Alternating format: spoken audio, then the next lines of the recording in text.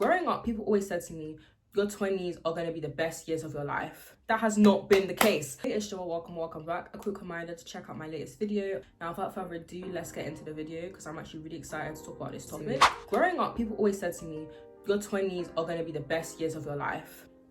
That has not been the case. There have been so many things that have been going wrong, going sideways, awkward, uncomfortable, difficult situations that no one really equipped me to deal with. There's been such confusion and misinformation about what it means to be a young adult in this day and age. So let's actually get into it. The first thing I want to talk about specifically is the idea that all your struggles and insecurities you have as a child are somehow going to disappear when you turn 20. There are so many things that as a child I struggled with that I still very much struggle with today. I had in my head that the minute I grew up, I would know everything and I would be strong enough to deal with everything, and all the things that made me feel out of place and awkward and uncomfortable as a child would no longer matter to me, and I would have grown out of them. One thing I want to specifically talk about here is imposter syndrome. It doesn't go away. I think imposter syndrome is such a common struggle people have. Someone somewhere down the line made you feel like you weren't good enough, and that sticks with you.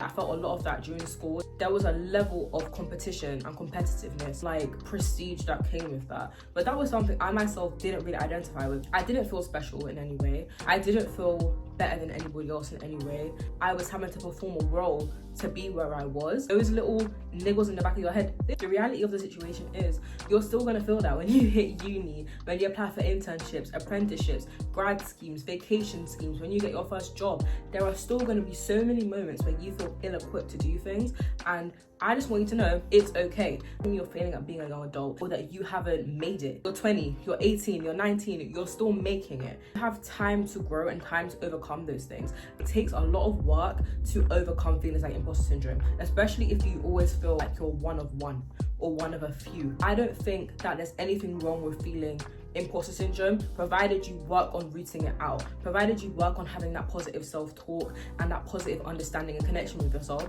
and being able to acknowledge when you do things well, being able to acknowledge when you deserve to be somewhere, and understanding that you're not a fraud. I feel like a lot of imposter syndrome, especially things that we carry with us when we grow up, has to do with us feeling like we're performing a role, that we've tricked people to get here. I think it's really important that we work on rooting those things out because they will continue into adulthood. And I've seen too many talented people with so much potential go through life constantly questioning themselves, constantly questioning their ability when it's so clear the stuff that they're made of. And so I think it's really important that we have a realistic idea of what it means to grow up. Imposter syndrome is not going to go away just because you hit 18 or 19 or 20. And that's completely fine. The second thing I wanted to talk about is friendships. Oh my gosh. As a child, I was a very quiet, introverted person. I didn't know how to talk to anyone. I just didn't have it in me to be talking all the time. As you can imagine, that doesn't really bode well for forming strong or good friendship connections. That's something I struggled with in secondary school. You might be able to relate to this as well. When I was in secondary school, I never had a friendship group. Nobody talks about that. Going through secondary school and not having a friendship group to walk around with and to hang around with every lunchtime or break time.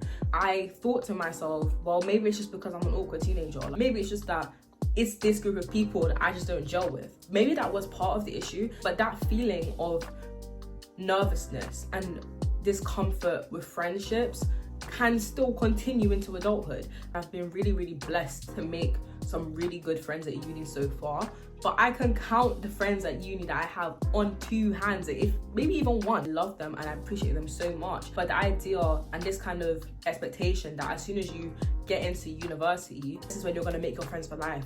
These people you meet are going to be the aunties and uncles of your kids. These people you meet are going to be the godmothers and the bridesmaids at your wedding. Maybe they will, but for a lot of people, the reality of the situation is you might come out with 2 or 3 or 4 good friends, and I think it's absolutely fine. That's not really the reality of being in your 20s a lot of the time, particularly when it comes to you and your friends that you've made over the years being split up and being separated. That transition from being in school and sixth form to uni is a big gap. It's something we don't talk about enough, I don't think. It's very normal for friendship groups to disperse and sometimes fragment because people aren't next to each other. You're gonna come to uni and you're gonna lose contact with people. That's okay. It's normal not to come in and out of a place with the same people. It's normal not to carry friendships for your whole life.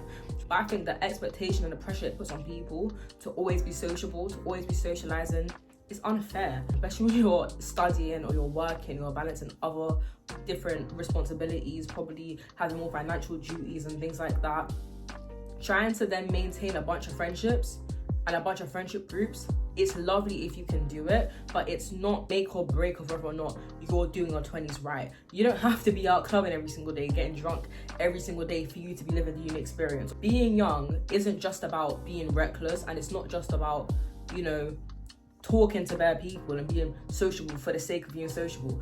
You're still going to struggle with friendships when you become an adult. Young adulthood doesn't fix all your problems, and it's not going to fix your friendship issues. Sometimes it's issues of like the wake of conflicts within friendships. Obviously, being in school, like secondary school and stuff, and college, there's always drama. And we think that stuff doesn't carry into uni. I have stories for days about the things that I've heard and seen at university when it comes to friendship groups moving mad. It's not something that people outgrow just because you hit a certain age. You're still gonna have to deal with people who maybe belittle you, or people who talk bad about you, people who spread rumors, people who lie. You're gonna make friends that are flaky. The reality of the situation is your life isn't gonna change completely because you get to university, but that doesn't mean that you're doing something wrong. Do you get it? You don't have to make a perfect life in order for you to be living a fruitful adulthood. It doesn't have to be a thing where just because you're a certain age, everything must be fine. That does so many people a disservice, because people then start comparing themselves to this ideal of what life is supposed to look like, and it ends up making them feel terrible, making them feel bad if they don't have their friends to hang out with, if they're not constantly clubbing, if they're not constantly at parties. That makes you then feel like a lonely person. Oh, you're somehow failing at being a young person, when everybody's path is so different. And that's not to be on a pessimistic note, it's just to make you aware that these are things people don't talk about enough, and I wish you would talk about it more. Like, these are genuine issues I see people dealing with, and I deal with myself. You're still gonna have to put effort into friendship, you're still gonna have to put effort into making relationships with people. There's beauty in that. There's beauty in that journey and that struggle of learning someone or getting to know somebody new. It's fine if it doesn't all go smoothly. It's fine if you don't click with a bunch of people immediately. It's not the end of the world, and you're not doing anything wrong. So yeah, like, the other thing I want to talk about is loneliness as a young adult. Being on the cusp of childhood and adulthood is a very complicated experience. Loneliness is a silent killer, whether it's because you feel imposter syndrome, whether it's because you have issues making friends, or you find it difficult to talk to people, or you're shy, or you're introverted, or you're nervous or anxious, whether it's because you haven't dated anyone and you feel like you're in a period of singleness and therefore you're lonely. Maybe it's homesickness, maybe you don't live with your family and you've moved to a whole different city, or you've moved out and you live by yourself. Loneliness is a serious thing. When you turn 20 or you're in university, there are going to be so many times where you are by yourself. There are so many circumstances I've been in where I have to sit and I'm silent and there's other people around me. I've gone days without speaking a word to anybody. Sometimes people don't want to talk, but a lot of the times people are lonely. There's a creator called Nicole PW, and she made a TikTok and she was really spitting facts. The way that uni accommodation is set up, for example, the way people live in university, there is so many ways people can feel so isolated. Because uni is so big, because there's no real structure or sense of community, you don't want to go to a lecture, you don't have to go. It's very easy to isolate yourself. You don't have anyone in your space constantly accompanying you. It can really take a toll on you. It's very likely that you will feel lonely at times. And the first week that I moved into accommodation, I honestly didn't know what to do with myself, and that freaked me out so badly. Having that freedom and that autonomy to actually close yourself off to other people and to genuinely be alone can be very dangerous for people. There are people who never experience this, and if you are one of those people, you're one of the lucky ones. God bless you. Do you know what I mean? But for a lot of us, it's going to be something you experience, especially if you're somebody who, again, comes to uni and you don't have any friends at uni. You don't come to uni with friends. If you're someone who is busy, someone who works a lot, it's going to be isolating at times. And it's about filling your time and making sure that you are actually taking care of yourself, that you're enriching your life still, filling your time with hobbies and extracurriculars, getting comfortable with yourself. That is who you're with for the rest of your life.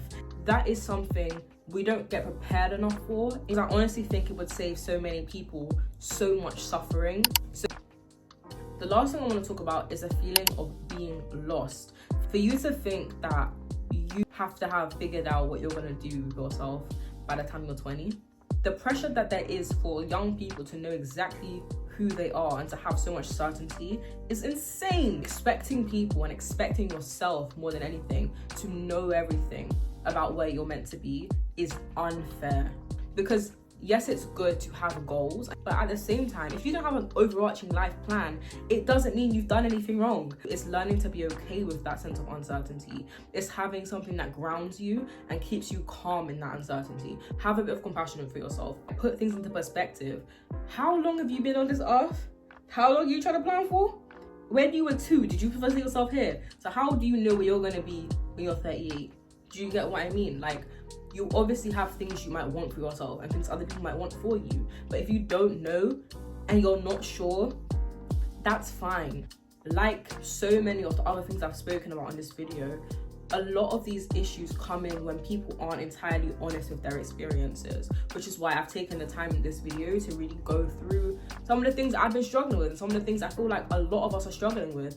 The harsh reality of being a young adult is that nothing is clear cut. I don't know anything, you don't know anything, we don't know nothing about anything. Like someone said, it's not a sprint, it's a marathon. It's all about keeping ourselves strong enough and resilient enough to do the journey, because if you don't give yourself that compassion and that grace and that space to really grow, be in the moment without obsessing with what you think you should be like at this point in your life, all you're going to do is beat yourself down and break your own spirit. There is so much to be gained from having self-compassion. But yeah, being in your 20s, being a young adult, it's hard, but it can also be a very beautiful and rewarding experience, provided you have the right mindset. And if you want to know more about that, then stay tuned for my next video. We'll be talking a little about how managing my life as a 20-year-old, navigating young adulthood. So yeah, I hope this video was helpful for you. If you like this video, like this video. Like I said earlier, I'll see you next Sunday for my next upload. And I hope you have a great day and a great week. Bye.